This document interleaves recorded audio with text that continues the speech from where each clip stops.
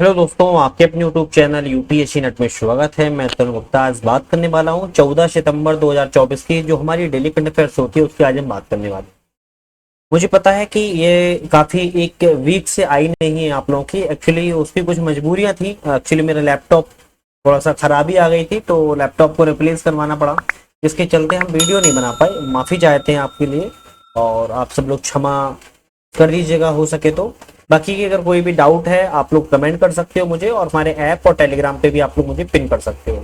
Telegram ban हो सकता है तो इसके चलते आप लोग व्हाट्सएप पे जरूर ज्वाइन कर लेना। खैर, आज हम जो भी यहाँ पर जिस टॉपिक पर बात करने वाले हैं उन टॉपिकों को एक बार हम एक नजर को मार लेते हैं।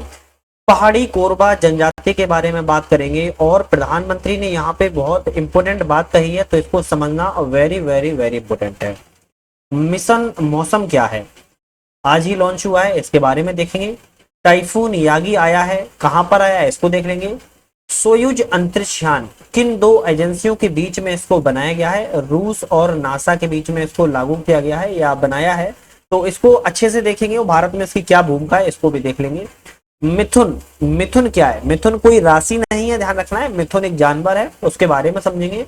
और अन्य खबरों में हमारी दो खबरें होंगी। एक तो हिंदी दिवस पर होगी, जो कि इसको समझना वेरी इंपॉर्टेंट है, हिंदी दिवस क्यों मनाया जाता है और 14 सितंबर को हिंदी दिवस का महत्व क्या है, 13 सितंबर को क्यों है।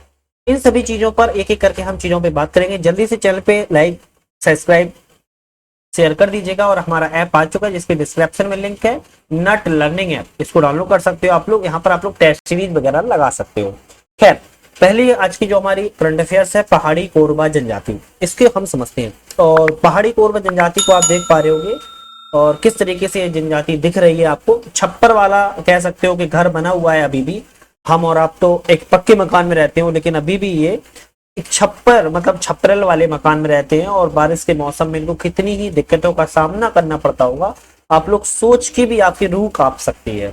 तो पहाड़ी कोरबा जनजाति, हाल ही में एक सरकारी अधिकारी ने बताया है कि प्रधानमंत्री जनमन योजना के तहत उत्तर छत्तीसगढ़ में पहाड़ी कोरबा समुदाय की 54 बस्तियों को सड़कों से जोड़ा जाएगा। किसने कहा है? एक सरकारी गवर्नमेंट अधिकारी ऑफिसर ने कहा है कि प्रधानमंत्री जनमन योजना, कौन सी योजना है ये एग्जाम में आ सकती है, जनमन योजना। इसको थोड़ा सा आप लोग जरूर पढ़िएगा कि प्रधानमंत्री जनमन योजना किससे संबंधित है। उत्तर छत्तीसगढ़, नॉर्थ में जो छत्तीसगढ़ राज्य है, छत्तीसगढ़ राज्य आप लोग देख पाओगे, छत्तीसगढ़ राज्य की सीमा बिहार, झारखंड, मध्य प्रदेश इत्यादि राज्यों से लगी हुई है। तो छत्तीसगढ़ में ये नॉर्थ में रहती है और इसको 54 बस्तियां हैं। 54 बस्तियों को सड़कों से, जो सड़क होती है मुख्य सड़क होती है, उस मुख्य सड़क से जोड़ने की बात सामने आई है। पहाड़ी कोरबा जनजाति के बारे में समझे तो इसको एक विशेष रूप से कमजोर जनजाति समूह जो कि पीवीटी बोलते हैं उसमें इसको शामिल कर लिया गया और छत्तीसगढ़ की जनजाति है। तो ऐसा क्वेश्चन बन सकता है कि कोरबा जनजाति का संबंध किस राज्य से है। तो एग्जाम में बहुत सारे ऑप्शन आते हैं, आपको पता है। तो आ सकता है बिहार से, तमिलनाडु से, आंध्र प्रदेश से, छत्तीसगढ़ से। तो आपको टिक लगाना है छत्तीसगढ़। छत्तीसगढ़ का नाम नहीं आता है और लिख के आता है इनमें से कोई नहीं, तो ध्यान रखना है, वो चीज भी आपको ध्यान रखनी होगी। छत्तीसगढ़ में भी ये कहां पर, तो मध्य भारत के छोटा नागपुर क्षेत्र में ये संबंधित है और वहां पर अधिकतर इनको पाई जाती है। मुख्य रूप से छत्तीसगढ़ के कोरबा और जसपुर जिलों में इनको देखा जाता है। मतलब कि छत्तीसगढ़ में भी दो ऐसे जिले हैं जहां पर सबसे ज्यादा पाई जाती हैं। एक तो कोरबा जिला है जिसके नाम पर ही कोरबा जनजाति है, और एक जसपुर जिला है, ये आपको ध्यान रखना है। झारखंड और उत्तर प्रदेश में एक छोटी आबादी में रहती है, ध्यान रखना है। छत्तीसगढ़ में मुख्य तौर पर पाई जाती है, लेकिन उत्तर प्रदेश और अगर हम झारखंड की बात करें तो इनकी जो आबादी है वो छोटी आबादी है। उस छोटी आबादी के रूप में ये झारखंड और उत्तर प्रदेश में भी रहती है। तो एग्जाम में ये भी ऑप्शन आ सकता है, तो इसको भी मद्देनजर आपको ध्यान में रखना है। इनकी भाषा कैसी है, तो कोरबा लोगों की जो मातृभाषा है वो कोरबा भाषा है। कैसी? कोरबा ही भाषा है। इस भाषा के वैकल्पिक नामों से एरंगा और सिंगली भी शामिल है। क्या? एरंगा और सिंगली को भी जाना जाता है। कोरबा लोग अपनी भाषा को भाषी कहते हैं। क्या कहते हैं? भाषी कहते हैं, जिसका अर्थ स्थानीय भाषा होता है। क्या होता है? स्थानीय भाषा होता है। जो यह पूरी भाषा है वो ऑस्ट्रो एशियाटिक भाषा परिवार की मुंडा शाखा से संबंधित है। तो कभी कभी एग्जाम में ऐसे इस तरीके से क्वेश्चन बनते हैं कि यह भाषा किस शाखा से संबंधित है, तो ऑस्ट्रो एशियाटिक भाषा परिवार की मुंडा शाखा से यह संबंधित है। कोरबा लोग अपनी दूसरी भाषा के रूप में सादरी और छत्तीसगढ़ी भाषा भी बोलते हैं। तो इन दोनों की ध्यान रखना है, कोरबा भाषा तो बोलते ही बोलते हैं, सादरी और छत्तीसगढ़ी भाषा भी है, दोनों भाषा को यूज करते हैं बोलने के लिए, तो आपको ध्यान रखना है। और इनकी जो कोरबा भाषा है वो आपस में ये स्थानीय भाषा में बोलते हैं।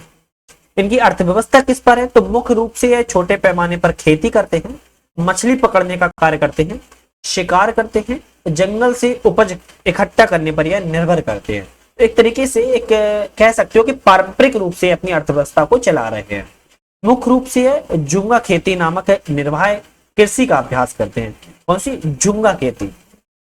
इस कृषि तकनीक में दाल को और अन्य फसलों की कटाई के लिए जंगल को साफ करना इसमें होता है और उसके बाद इस फसल को बोया जाता है। पहाड़ी कोरबा के जो अधिकांश परिवार हैं वो एकल परिवार संरचना का पालन करते हैं। किसी मतलब कि सिंगल फैमिली की पालन करते हैं, सिंगल फैमिली एकल परिवार में रहते हैं। यह जनजाति आधुनिकता से बहुत दूर, बहुत ही सीमित संसाधनों के साथ जंगलों के पास घर बनाकर रहती है। तो जो आधुनिक लोग हैं जैसे कि हम और आप हैं, और हम और आप से बहुत सीमित संसाधनों के साथ रहते हैं, तो इस तरीके से मुख्य धारा से कटे हुए हैं। लेकिन गवर्नमेंट पूरा प्रयास कर रही है कि इनको मुख्य धारा से जोड़ा जाए और इस तरीके से इनको जनमन योजना के तहत भी लाया जा रहा है।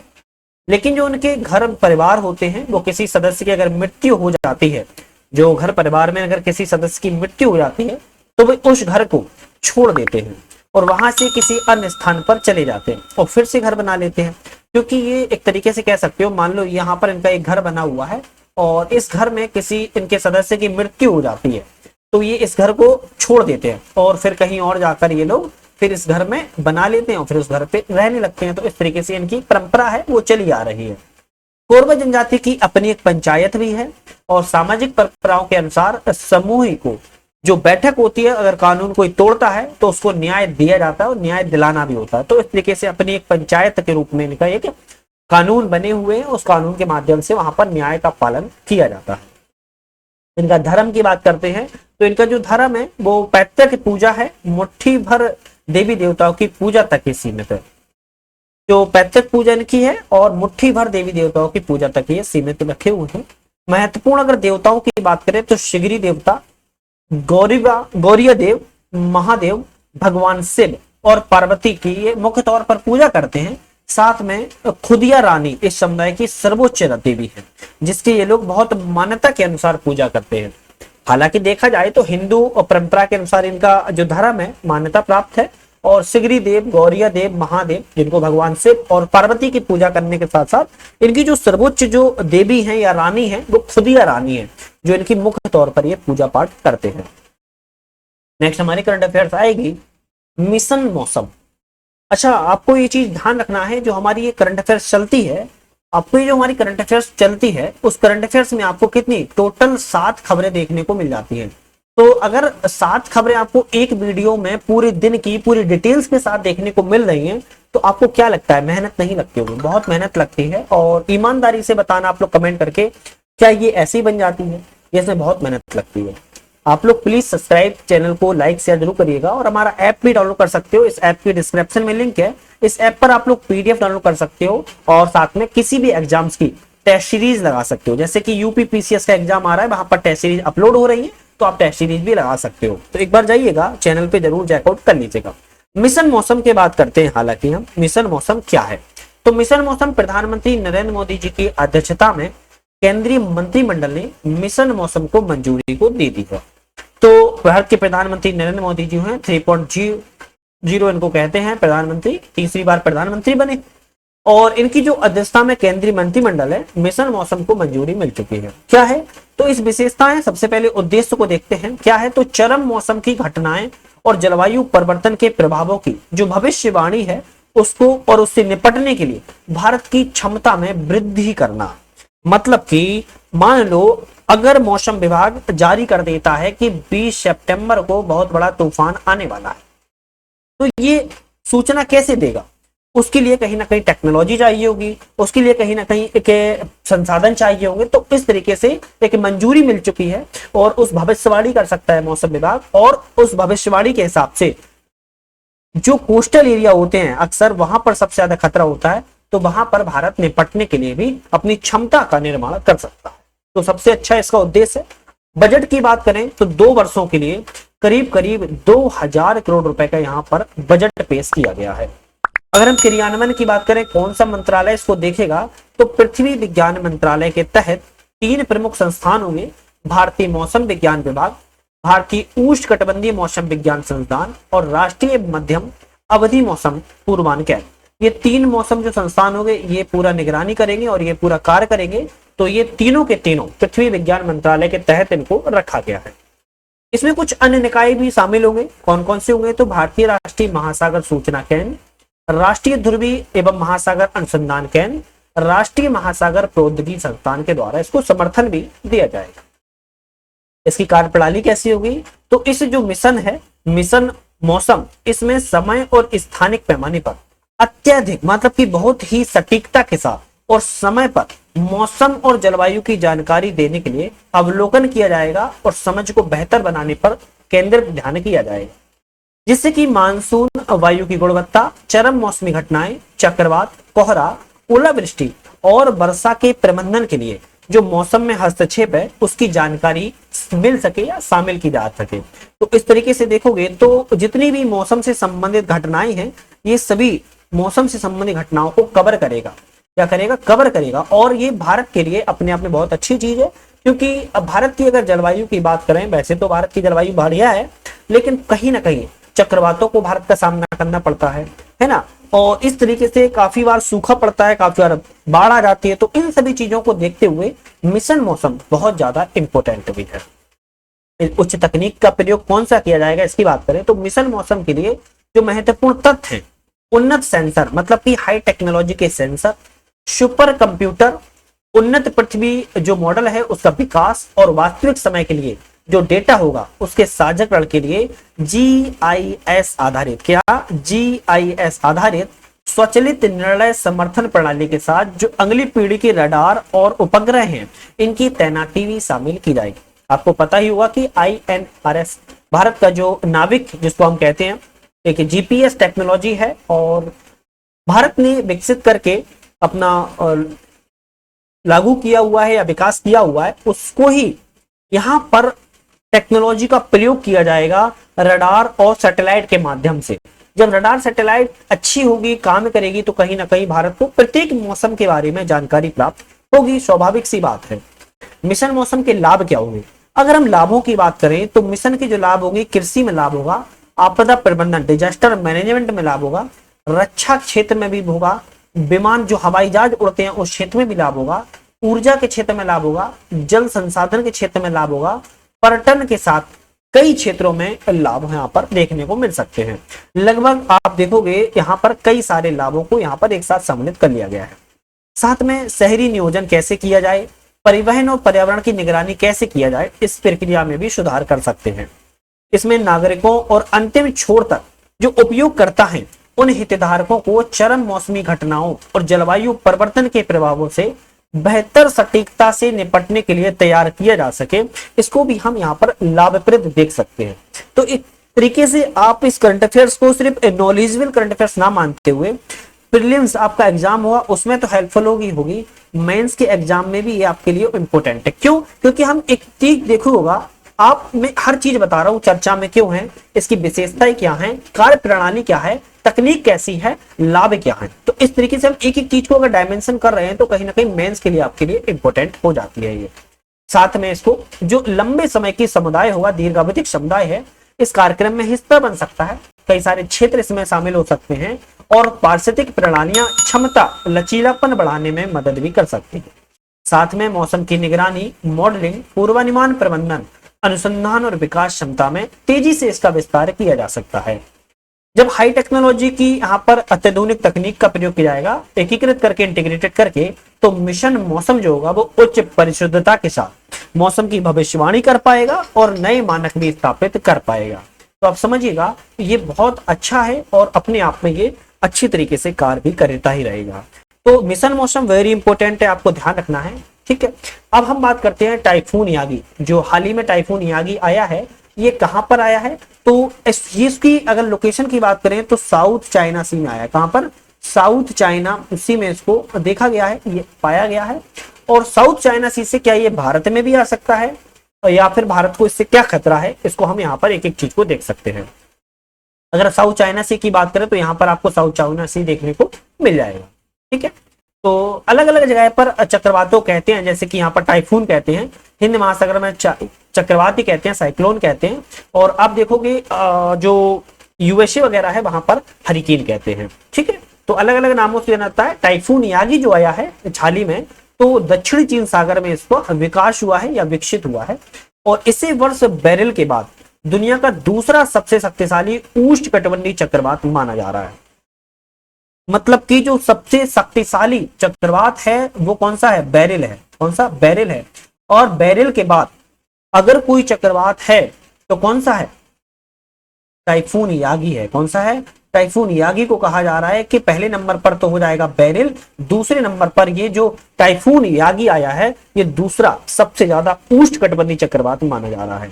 यागी की उत्पत्ति की बात करें पलायु से एक निम्न दाब वाले क्षेत्र से हुई है, जो कि जापान मौसम विज्ञान एजेंसी JMA जिसको बोलते हैं यागी नाम दिया गया है। तो एग्जाम में कभी कभी बार पीटी में ऐसे क्वेश्चन आते हैं, टाइफून यागी किसने नाम दिया है, तो बता सकते हो जापान मौसम विज्ञान एजेंसी के द्वारा दिया गया है। अगर हम टाइफून की बात करें तो टाइफून एक तरह का चक्रवात होता है, और इसकी मुख्य विशेषताएं तेज हवाओं का चलना और भारी वर्षा का होना इसमें प्रमुख विशेषता होती है। इसकी उत्पत्ति स्थान के आधार पर अलग अलग नामों से जाना जाता है, जैसे टाइफून चीन सागर और प्रशांत महासागर में जाना जाता है। हरिकेन की बात करें तो कैरिबियन सागर और अटलांटिक महासागर में जाना जाता है। ध्यान रखना है, टाइफून जो है वो टॉर्नेडो पश्चिम अफ्रीका और संयुक्त राज्य अमेरिका में जाना जाता है। और विली विलीज की बात करें तो उत्तर पश्चिमी ऑस्ट्रेलिया में जाना जाता है। और उष्णकटिबंधीय चक्रवात की बात करें तो हिंद महासागर क्षेत्र में जाना जाता है। तो 5 नाम जो अलग अलग प्रकार के हैं, अलग अलग नामों से अलग अलग जगह पर जाना जाता है। चीन में और प्रशांत महासागर में टाइफून जो टाइफून यागी आया हुआ है, हरिकेन कैरिबियन सागर अटलांटिक महासागर में, टॉर्नेडो पश्चिमी अफ्रीका और संयुक्त राज्य अमेरिका में, विली विलीज उत्तर पश्चिमी ऑस्ट्रेलिया में, और उष्णकटिबंधीय चक्रवात हिंद महासागर जो कि भारत का क्षेत्र इसमें शामिल है। इन सभी प्रकार के जो तूफान है वैज्ञानिक नाम उष्णकटिबंधीय चक्रवात है। उष्णकटिबंधीय चक्रवातों की उत्पत्ति उत्तरी और दक्षिणी गोलार्ध में 8 डिग्री अक्षांश से लेकर 15 डिग्री अक्षांश के महासागर की सतह पर होती है।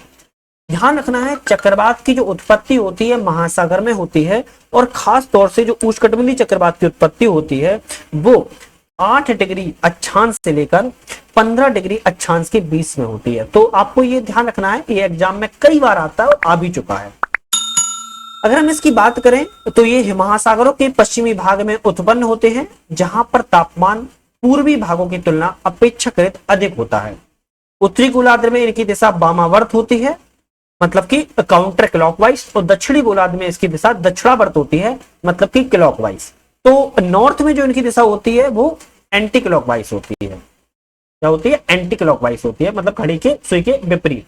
तो साउथ में अगर हम बात करें तो ये घड़ी की दिशा के स्थिति की तरफ घूमते हैं, तो दक्षिणावर्त होती है। तो इनकी दिशा भी ध्यान रखना है। निर्माण के कारक इसमें कौन कौन से होते हैं शामिल, तो 27 डिग्री सेल्सियस या उससे अधिक का सतह पर जो तापमान होगा तब इसमें आवश्यक दशा बन जाती है चक्रवातों के निर्माण के लिए। मध्य क्षोभ मंडल में उच्च नमी अगर पाई जाती है तो अच्छी दशा पाई जाती है।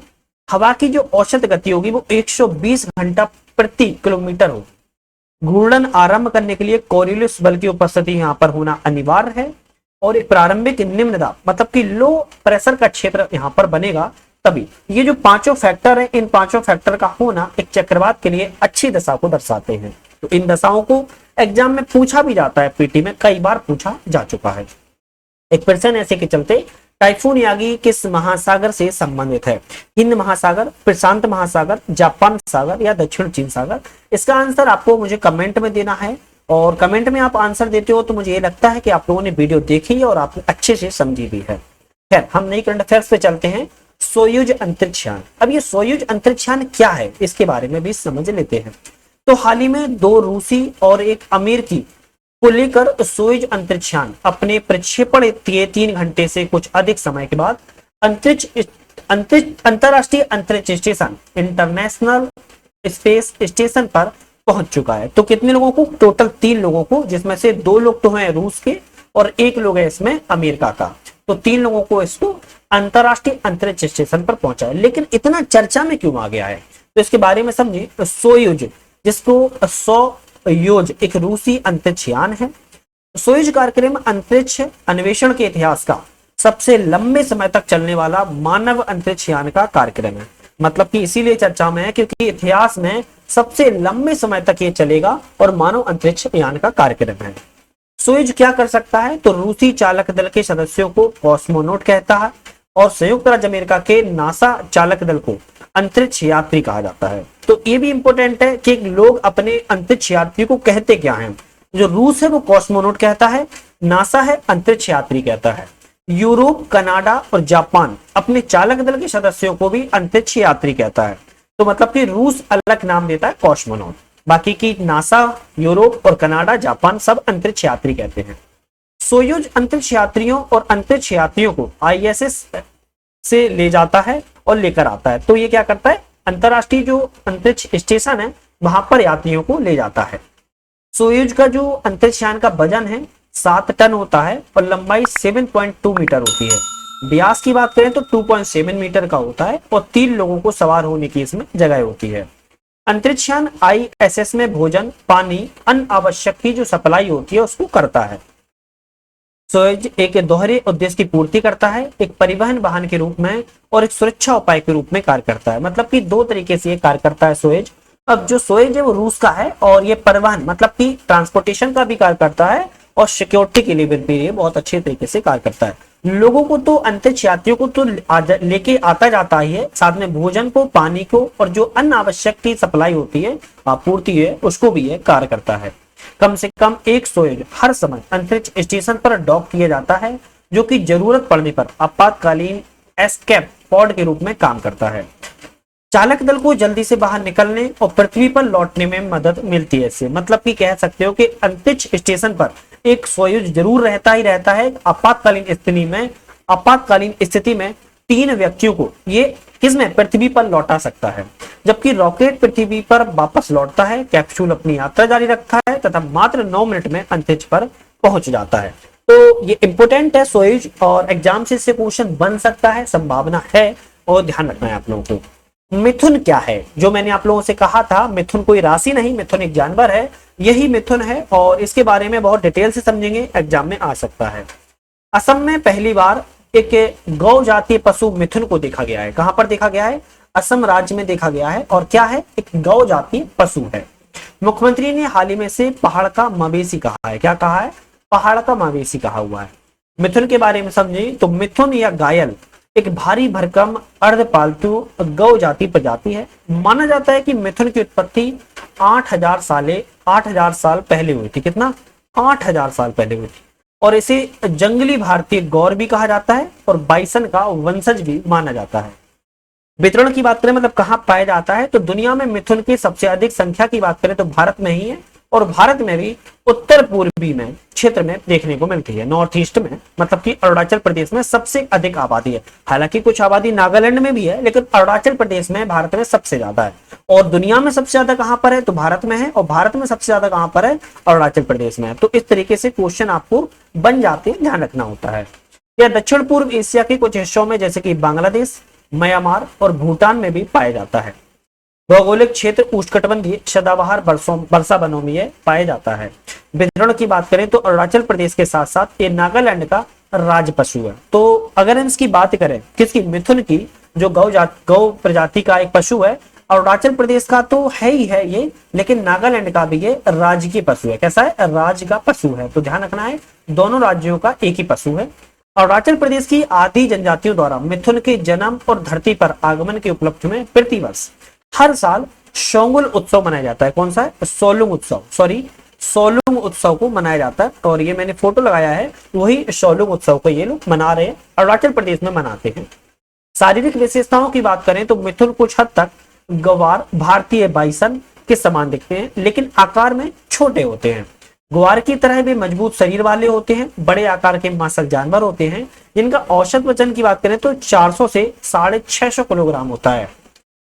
शारीरिक विशेषताएं में और अगर बात करें तो मिथुन की जो खासियत सिर में होती है, सिर में क्या होती है, अच्छी तरह से विकसित होता है चौड़ी ललाट होती है, हड्डी, जिसका चेहरा सपाट होता है, सामने से देखने पर ये एक उल्टे त्रिभुज की तरह दिखता है। जो आप देख सकते हो एक ये उल्टे त्रिभुज की तरह दिख रहा है, दिख रहा है। तो इस तरीके से मैं आपको वही बता रहा हूं। और जहां से पार्श्व की ओर दो सींग भी निकले होते हैं, मतलब कि उल्टे त्रिभुज की तरह तो दिखेगा ही, तो वहां से सींग भी निकले होते हैं। अधिकांश जानवरों में सींग का जो रंग है वो सफेद या पीले से लेकर नमकीन काले रंग का हो सकता है, लेकिन युवा मुथुन का हल्के रंग से भूरे रंग का होता है और उम्र के साथ ये गहरे और होते जाते हैं। मतलब कि जब ये युवा अवस्था में होते हैं तो भूरे रंग के इनके सींग होते हैं, लेकिन ये जब उम्र जब बढ़ती चली जाती है, वृद्धावस्था की हो जाती है, तो गहरे और होते चले जाते हैं। संरक्षण की स्थिति की बात करें तो IUCN की लाल सूची में संवेदनशील जो रेड डाटा बुक होती है ना, और रेड डाटा बुक इंपोर्टेंट होती है, यहाँ से क्वेश्चन एक बन सकता है। रेड डाटा बुक में संवेदनशील में रखा गया है और सिटीज की परिशिष्ट 1 में इनको सूचीबद्ध किया गया है। हिंदी दिवस, जो मैंने अन्य खबरों के लिहाज से आपको बताया है कि हिंदी दिवस इंपोर्टेंट है, और इन देशों में भी हिंदी भाषा बोली जाती है। किन किन देशों में? फिजी में, नेपाल में, सिंगापुर में, मॉरिशस में, बांग्लादेश में, पाकिस्तान में, त्रिनाद एंड टोबैगो में। यहाँ पर जो आप देख पा रहे होंगे 7 देश, इन 7 देशों में कैसी हिंदी भाषा बोली जाती है। तो हिंदी भाषा की बात करें तो प्रत्येक वर्ष 14 सितंबर को हिंदी दिवस मनाया जाता है, और उसका उद्देश्य क्या है मनाने का? तो हिंदी के महत्व को समझना और उसको बढ़ावा देना इसका उद्देश्य है। तो कब मनाया जाता है? 14 सितंबर को मनाया जाता है। किस लिए? समझने के लिए और बढ़ावा देने के लिए। अभी तक आप लोगों ने चैनल को सब्सक्राइब लाइक शेयर नहीं किया है, मैं यही देख रहा हूं, तो प्लीज सब्सक्राइब लाइक शेयर कर लीजिएगा। इतनी मेहनत से बनाते हैं, और हमारा ऐप आ चुका है, डिस्क्रिप्शन में लिंक है। ऐप को आप लोग डाउनलोड करके टेस्ट सीरीज PDF वीडियोस लगा सकते हो, मल्टीपल्स आपको टेस्ट सीरीज मिल जाएंगी, आप लोग जाकर देख लेना। चाहे यूपी PCS को, BPSC को, RAS की हो, यूपी की RA को, सभी की मिल जाएगी। 14 सितंबर को ही हिंदी दिवस क्यों मनाया जाता है, इसका एक क्वेश्चन मार्क है। तो 14 सितंबर 1949 को हिंदी देश की राजभाषा घोषित हुई थी। कब हुई थी? 14 सितंबर 1949 को हिंदी को राजभाषा के रूप में घोषित किया गया था। इसलिए भारत के पहले प्रधानमंत्री जवाहरलाल नेहरू के द्वारा 14 सितंबर को हिंदी दिवस मनाने का निर्णय लिया गया था, और पहला हिंदी दिवस 1953 में मनाया गया था। ये भी क्वेश्चन बन सकता है, कब मनाया गया था पहली बार? तो 1953 में। किस प्रधानमंत्री ने इसको लागू किया था? तो जवाहरलाल नेहरू जी के द्वारा। हिंदी का मतलब होता है सिंधु नदी की भूमि। क्या होता है? सिंधु नदी की भूमि हिंदी का पूरा मतलब होता है। 11वीं शताब्दी की शुरुआत में फारसी बोलने वाले लोगों ने सिंधु नदी के किनारे बोली जाने वाली भाषा को हिंदी नाम दिया था। हिंदी भारत में सबसे ज्यादा बोले जाने वाली भाषा है। देश की लगभग 70% आबादी हिंदी को समझ सकती है।